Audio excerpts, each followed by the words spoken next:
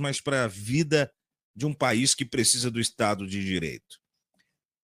Um país apaixonado por cartas, né? Vamos pensar nas cartas, as cartas da história do Brasil. Nós temos a carta que anuncia a chegada dos portugueses e Pero Vaz de Caminha narra na carta aquilo que encontra. Nós temos a carta de suicídio do Getúlio Vargas. Eu estou aqui lembrando de algumas, vocês vão lembrando das históricas cartas do Brasil. Nós temos as cartinhas de Temer, lembra que o Temer adorava se comunicar por carta, né? Mandava recados para Dilma por cartas. Nós temos a carta de Cacai. A carta de Cacai movimentou ontem a imprensa e isso me denota alguns pontos de vista que talvez vá colocar um pouco de água no chope das certezas que nós temos postas na mesa. A primeira delas é: percebam que a imprensa se lambe muito mais, a imprensa hegemônica, com as cartas do que com os fatos, do que com o cotidiano. A carta de Cacai ontem não poderia ganhar mais visibilidade do que a fala do presidente Lula no dia de ontem, que atinge um lugar muito mais importante para os interesses nacionais. A carta de Cacai é sobre os bastidores da política. E os bastidores da política têm chamado mais atenção do que a própria política, é isso que eu tenho dito. Falei com Daniel Cara sobre isso. Daniel Cara tocou num dos itens, num dos tópicos da carta de Cacai. Daniel Cara concordou aqui outro dia, né? O presidente está palaciano. O presidente está cercado de muito baba-ovo. Tem muita blindagem. E talvez precisasse de um lugar de criticidade, de chamamento à realidade, muitas vezes. Não um chamamento à realidade como se o presidente estivesse descolado dela, mas talvez para orientar. Ele precisa de funcionários funcionais, né? Mas o que pega é uma carta que faz colocar uma dissonância, uma dissidência, uma aspereza nas relações pessoais íntimas e construtivas do presidente Lula. Samuel Antônio lembra das cartas de bem-vindo. Se tem alguém que vai me ajudar, porque tem uma vivência, uma memória cavalar aqui para a gente narrar as cartas, é o Adriano Diogo, que já está nos bastidores e entrará em instantes conosco. Mas eu dizia, Adriano, para você, para te ambientar, né, que nós vivemos em um país apaixonado por cartas, né, desde Pero Vaz, passando pela carta de Getúlio, passando pelas cartas de Temer aí, que o tempo inteiro adorava se comunicar por cartas. Mas onde eu quero chegar é: a carta não fala sobre política. A carta fala sobre relações. A carta foi feita para ser lida. Não pense, não. Cacai não é do tipo... Eu não tenho a convivência mais íntima com o Cacai, mas tenho a consciência do personagem histórico que é para a política, e tive a oportunidade de já estar com ele algumas vezes para saber que ele não escreveu algo para manter num grupelho e, com isso, um vazamento fez chegar até Andréa Sadi, como rodou na timeline aí. Não, ele fez uma carta para ser lida.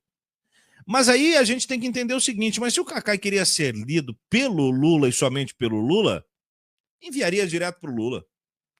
Aí alguns, de uma forma mais afobada, poderiam dizer: não, mas ele não está tendo acesso ao Lula. Não vamos confundir o acesso, que seja um acesso de opinião política, de participação do núcleo duro, do que você pode chamar de lulismo, com enviar sugestões, críticas, ou até um desabafo ao presidente. Ele tem total liberdade para isso. Ele tem total condições para isso. Ele fez uma carta para ser lida. Não existe carta aberta que é feita para ficar murada num grupo de WhatsApp com os seus pares e amigos. Isso é uma viagem. Quem pegou esse trem viajou, né? Viajou legal. Cacai queria ser lido, mas não pelo Lula. Cacai queria ser lido pela imprensa. Cacai queria ser lido pela sociedade. Essa é a intenção de uma carta aberta. porque senão você endereça ela. Se você tiver o Cacai no seu WhatsApp, alguns de vocês têm, aqueles que estão no grupo Diamante têm. A foto de Cacai mudou no WhatsApp. A sua foto de momento é essa. Uma foto de Cacai com o presidente Lula num toque, numa familiaridade. A familiaridade de quem foi à casa para que Lula comemorasse 2022. O que muda de 22 para 25 que faz com que Cacai enderece a carta para a sociedade e para a imprensa e não para Lula? Muitos aqui definem como maldade, vaidade. Outros falam do timing errado, em que o conteúdo estaria certo, mas faltou sensibilidade para o momento. Inclusive, numa coluna do DCM, que já a gente vai falar, o sociólogo que assina o texto crítico à carta, aliás, teve muito crítico, o Oliveiros Marques, fala que nem Kassab faria assim, né? Marcelo Rubens Paiva criticou, Moisés Mendes criticou. Eu tenho um ponto para a gente refletir. Independente das intenções, Cacai não me parece um afobado que escreveria uma carta botando sentimentos no vórtice de quem simplesmente está capturado pela emocionalidade. Cacai maturou a carta antes de lançar a carta. Resta entender o porquê essa dinâmica de lançamento dela. Mas eu tenho um ponto para a gente refletir, eu vou trazer o Adriano Diogo para falar a respeito. Pelo bem ou pelo mal, pelo certo ou pelo errado, pela vaidade ou pelas boas intenções, Cacai aproveitou a janela que a grande mídia lhe deu e teve chance de debater alguns pontos, inclusive de fazer uma defesa mais contundente do governo e da governabilidade de Lula, do seu enfrentamento a Bolsonaro, do que muita gente que frequenta esses espaços e que estão do nosso lado tiveram. Talvez, independente das intenções de Cacai, a carta tenha sido um bom momento para que ele ocupe espaços, não que ele não possa ocupá-los, porque é convidado o tempo inteiro, mas na intenção, na lógica de ser recebido, na lógica de ser colocado no seio da pauta do dia, numa expectativa de que ele fosse derreter o presidente Lula, e o que ele fez foi defender o presidente Lula. Não sei se porque percebe o tamanho do erro, não sei se porque era a sua intenção. Não sei. Teria que ouvir o Cacai. Cacai vai falar com a gente nos próximos momentos. Mas é uma história e tanto para a gente desdobrar. 8h19, vamos chegando, gente. Adriano Diogo está na tela com a gente. Seja bem-vindo, Adriano. Uma honra te receber. O Adriano é nosso colunista fixo nas terças-feiras. Você entrou um pouco antes, eu vou te aproveitar. Vou tirar a casquinha, Adriano.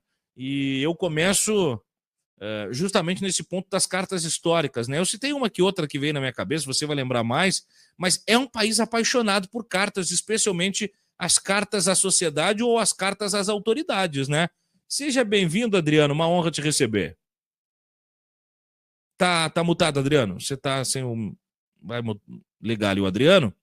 No sábado pela manhã, quando eu entrei aqui no DCM, no programa do professor Viaro, quem estava dando uma magnífica entrevista para o professor Viaro no DCM?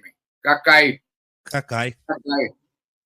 Cacai, eu estava num seminário aqui no SESC sobre a ditadura do ICOD, aquela coisa toda, e aí eu estava me preparando, bati, entrei, Cacai. Sobre o que Cacai estava explicando? Como está a peça na PGR, a peça do pedido de condenação, como está uma aula fantástica. Eu acho que o DCM devia reproduzir aquela entrevista do Cacai dezenas de vezes, porque eu nunca vi uma aula tão fantástica, um programa tão fantástico. Bom, você estava falando aí, como você é gaúcho, eu sempre falo de coisas do Rio Grande do Sul. É verdade. Qual é a grande carta ao povo brasileiro? É a Carta Testamento de Getúlio Vargas.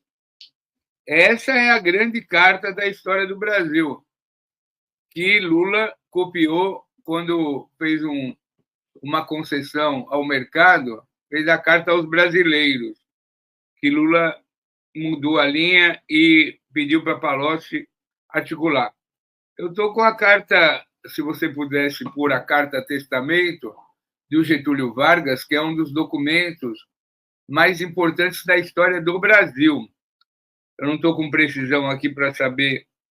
Está aqui. Rio de Janeiro, 54. 54 é quando, que antecede o suicídio dele.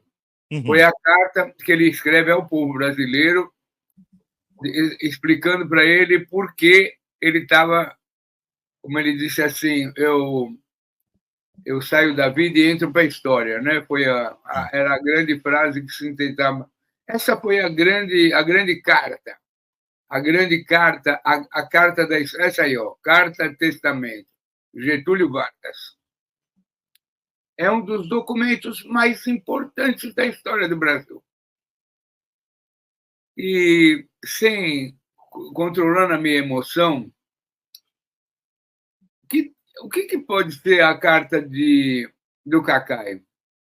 Qual é o significado político de um aliado, de uma pessoa que tinha, na área do direito, quase as mesmas relações que o Lula tinha com Márcio Tomás Bastos, ministro da Justiça? Eu acho que a carta do Cacai deve ser entendida. Olha, Lula, se escrevi essa carta, que poderia ser uma carta que você mesmo estivesse escrevendo, para você não ter que escrever uma carta testamento que Getúlio Vargas foi obrigado a escrever. Porque a situação de cerco político que Lula está sofrendo, a sensação de boicote, a sensação de, ainda mais agora com a posse nos Estados Unidos do governo Trump, né, que é um governo que hostiliza as democracias e tem um veso particular contra o governo brasileiro, contra o governo mexicano. Mas lógico que Lula está na alça de mira desse governo Trump.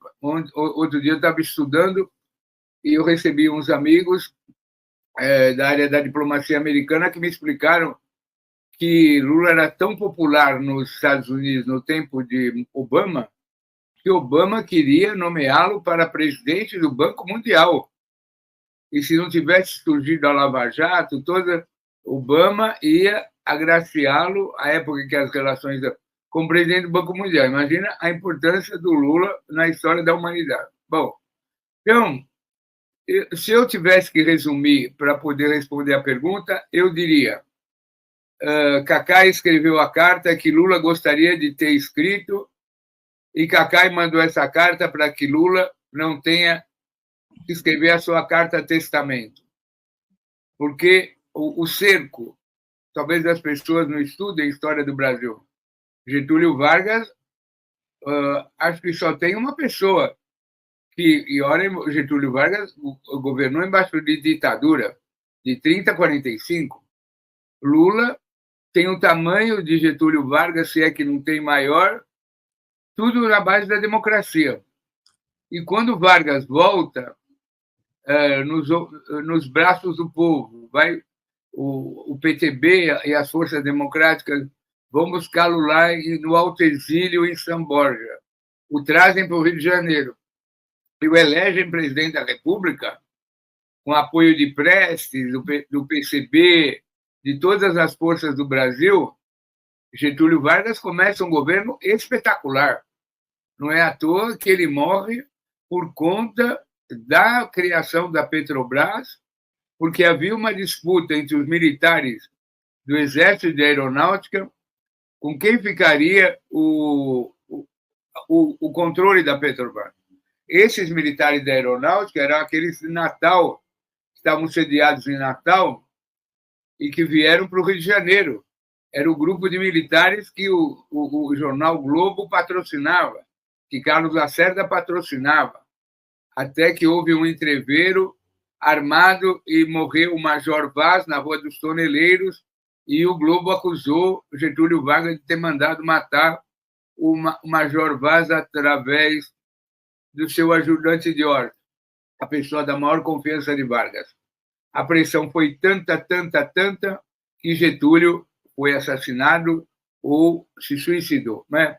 Então, eu estou dizendo que a gravidade do momento que nós estamos vivendo no Brasil hoje é muito semelhante a agosto de 54, por isso que agosto entrou como um mês da tragédia na cultura brasileira, o mês da tragédia. Então, a Carta do Cacai, em que pese, lógico que ele tem um brilho próprio, né, que a gente podia chamar um estrelismo, mas a Carta do Cacai talvez fosse a carta que todos os brasileiros gostariam de assinar e entregar na mão do presidente Lula. Cuidado, presidente, cuidado, o senhor está sendo cercado de todos os lados, o senhor está sendo manietado, impedido de trabalhar, impedido de lutar. Cuidado, presidente, cuidado.